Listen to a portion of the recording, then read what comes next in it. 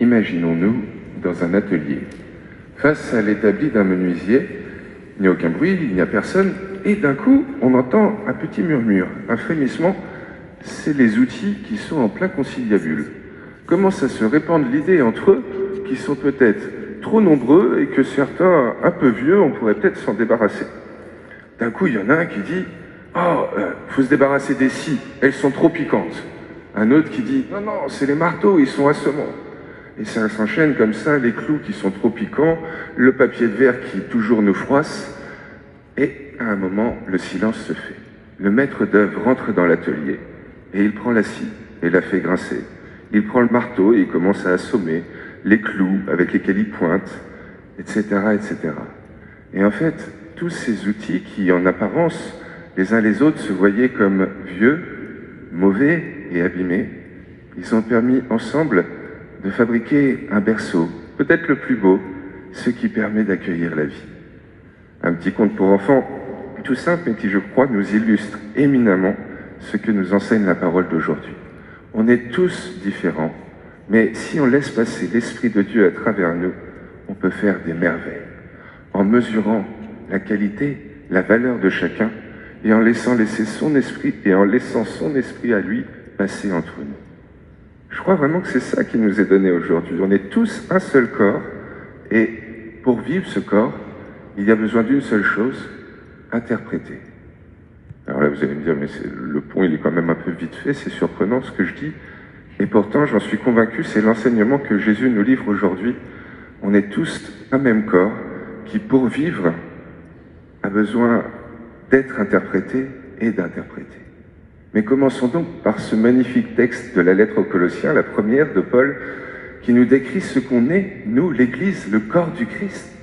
On est tous membres de ce même corps. Et c'est pas tant notre vocation que ce qu'on est déjà de fait aujourd'hui.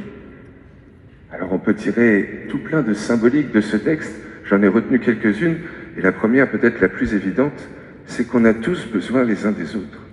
Ce que nous dit ce texte, c'est que la main ne peut pas exister sans l'œil. On n'a jamais vu une petite main qui se balade comme ça. Tous, on a besoin les uns des autres pour exister, non pas seuls, mais ensemble. L'enjeu, c'est d'exister, d'avancer, de grandir ensemble. Et c'est peut-être pour ça qu'il nous rappelle, Saint Paul, que c'est peut-être justement lorsque un membre souffre que tout le reste du corps en pâtit. Alors, bien entendu, par empathie, on peut penser, mais plus que ça, si j'ai mal aux pieds, je vais essayer de trouver la posture qui me permet de plus avoir mal, et au fur et à mesure, c'est peut-être le genou, c'est peut-être la cheville qui vont avoir d'autres douleurs collatérales. Donc quand il y en a un d'entre nous qui souffre, ça peut peut-être nous-mêmes nous faire souffrir par empathie, mais au fond, ça peut même nous handicaper par collatéralité d'une certaine façon. Ça fait du bien, en fait, peut-être que Saint Paul nous rappelle d'avoir comme ça le souci des plus fragiles, des plus souffrants, des plus abîmés, parce qu'en fait, c'est peut-être en prenant soin d'eux qu'on peut aller mieux personnellement. On peut filer encore comme ça tout plein de symboliques, mais celle que je trouve peut-être la plus belle dans ce texte, c'est que ça nous rappelle ce qu'est l'Église. C'est nous, mais c'est nous qu'on pratique ou qu'on pratique pas. C'est nous qu'on soit baptisés ou catéchumènes, ayant le désir de le devenir. C'est nous qu'on soit laïcs, consacrés ou prêtres. Et à une époque où il y a de moins en moins de prêtres, ça nous fait peut-être du bien de réentendre cette symbolique d'un corps, que nous formons tous un corps, parce que nous le savons, lorsqu'il y a un membre dont la fonction défaille, les autres compensent. Certains d'entre vous savent peut-être que j'ai un petit chien, mon petit chien il est sourd. Je peux vous dire qu'elle a développé une sensibilité sous les coussinets et un flair que n'ont pas les bulldogs français d'habitude. Elle a compensé sa surdité par d'autres capacités. Et peut-être qu'au fond, c'est ça l'évolution. Ce qui nous a fait passer des grands singes qui étaient costauds et tout poilus à ce qu'on est aujourd'hui. On a perdu quelques capacités, mais on en a développé d'autres par l'accroissement de nos membres. Peut-être qu'en fait, cette pénurie des prêtres apparente, elle peut être aussi l'occasion d'espérance, de nouvelles naissances dans notre corps. Oui, nous formons un corps. C'est bien, certains jours ça nous fait un peu plus peur, mais nous sommes tous unis. C'est comme si certains étaient un petit doigt, d'autres une paupière, et au fond, c'est le même sang qui passe à travers nous tous. C'est le même esprit. Donc, ce que j'ai reçu, compris de Dieu, c'est vous qui me l'avez transmis. Et en partie, ce que vous comprenez de Dieu, c'est moi qui vous le transmets.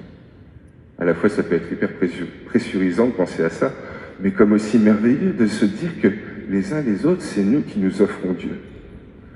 Le fait qu'on soit un seul corps, vraiment, régulièrement, ça peut être un petit peu apeurant.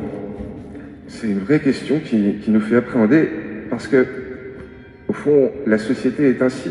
On l'entend souvent aujourd'hui, tout est lié. Donc tous, on dépend les uns des autres. Mais nous, les chrétiens, on a ce petit truc en plus qui nous relie. On est le corps du Christ. Au sein de cette société où tout est lié, y compris les mauvaises choses de l'actualité, nous, on est liés par son esprit. Ce petit trésor qu'il nous a offert à chacun et qui circule entre nous. Alors c'est sûr que si on en est conscient, ça peut peut-être nous aider à avancer, mais peut-être que ce qui est mieux encore que d'en être conscient, c'est de savoir qu'est-ce qu'on en fait. Parce que c'est bien beau de se dire qu'on est habité par l'esprit, mais on en fait quoi? Et là, je crois que c'est Saint Luc, au début de son évangile, qui nous donne une clé magnifique. Nous, notre religion, à l'inverse de ce qu'on entend parfois, ce n'est pas une religion du livre. Notre religion, c'est la religion de l'interprétation. On est au tout début du récit qui va édifier le corps du Christ. Saint Luc commence à rédiger de l'Évangile, ce qui va constituer l'Église, et il commence par quoi? Une double interprétation. Première action de Jésus dans son ministère public, il arrive à la synagogue, il ouvre le livre d'Isaïe, il le lit, il interprète. Ça va être la même action qu'il va nous faire à la résurrection.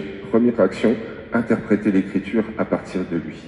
Mais mieux que ça, c'est Saint Luc lui-même qui nous dit que son œuvre va être une œuvre d'interprétation. Il nous dit qu'il fait quoi?